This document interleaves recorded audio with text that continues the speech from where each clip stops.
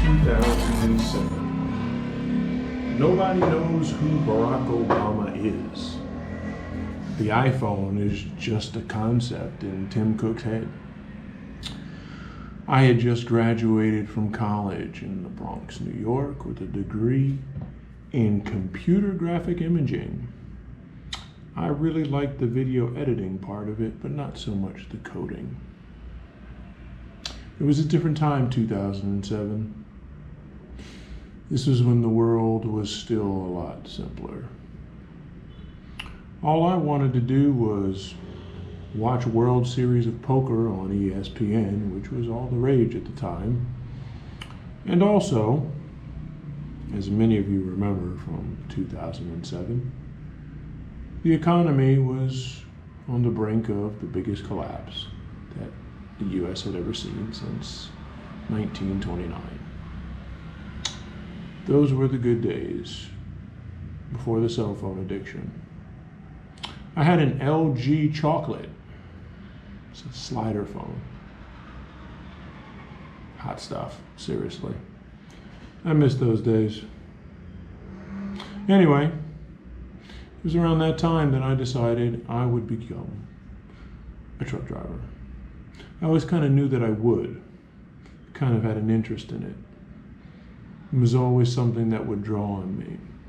I remember looking in the newspaper when I was a teenager, looking at how much the Class B and Class A drivers used to make. That's right, for all you youngsters out there, I'm an old man.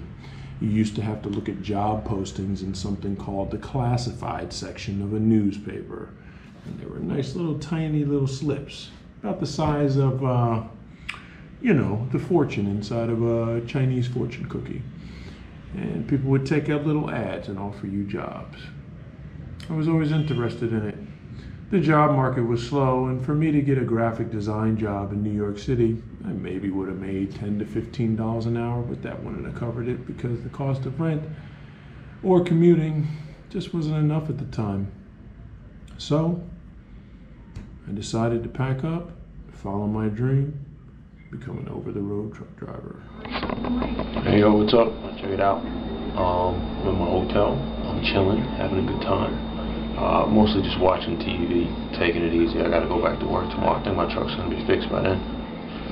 And shit, I feel like there's something I was supposed to say, but I know I can talk to you another time. Just wanted to say what's up. Hope you like my camera. Hopefully I'll be sending you images of some nice places in the country soon too. Yeah, that's it. I'll talk to you later. Alright, peace. Now, the plan was I was going to take my white G4 MacBook, okay? It's the huge brick MacBook, which, by today's standards, is absolutely ancient, and it was completely heavy too. It was really just like a full brick. That was the plan. I was going to go out on the road and I was going to edit videos, and basically, to an extent, I did do that. I was like, I'm going to live for free, and I'm going to travel, and I'm going to have all this time to edit, but as it turned out, I didn't have that much time to edit.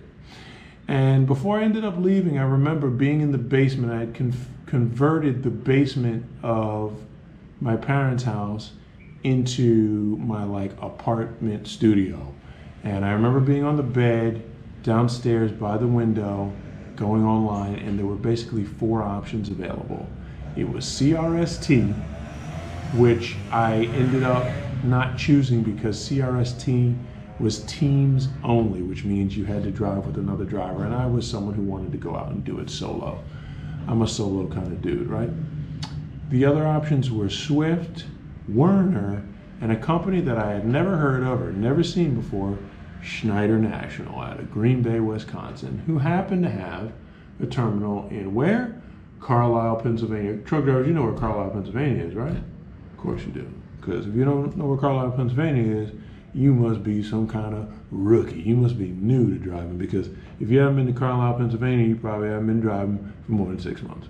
So I went ahead and I applied, and they got back to me real quick, and I was on my way down to learn how to drive a semi-truck.